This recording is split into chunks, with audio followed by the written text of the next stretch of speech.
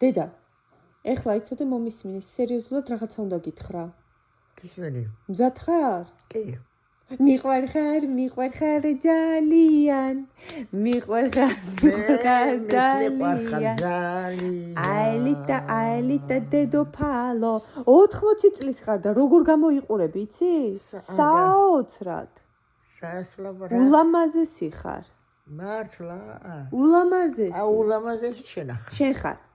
მიყვარ ხარ ძალიან. ანა, აი დედას გეფიცები თუ რამე მე უდიდესი სიყვარული შენი არ მქონდეს და შენი დედის შვილი აი ჭკუაზე ვერ გადარეული. დედო, ეხლა ჩავედი დანიელს ამოვიყვან, ღვთისნერმა მარი მოიყვანა ცეკვიდან.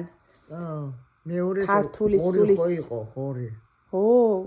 ქართული სულის წევრი არის. ქართული ცეკვებიდან მოვიდა, ამოვიყვან და მოვალ. კარგი? აბა მიყვარ ხარ. აბა დროები. ჩაი დავლი ხე თუ რაიო რა. ხო. და დავლიოთ მერე მე. მიყვარ ხარ. ანა დედას გეფიცები ჩულო იცოდე. რომ უკვე დღეს 100 წლის შემდეგ. მომისმენე უძისლიერად მიყვარ ხარ. მე. ეს არის საოცრება.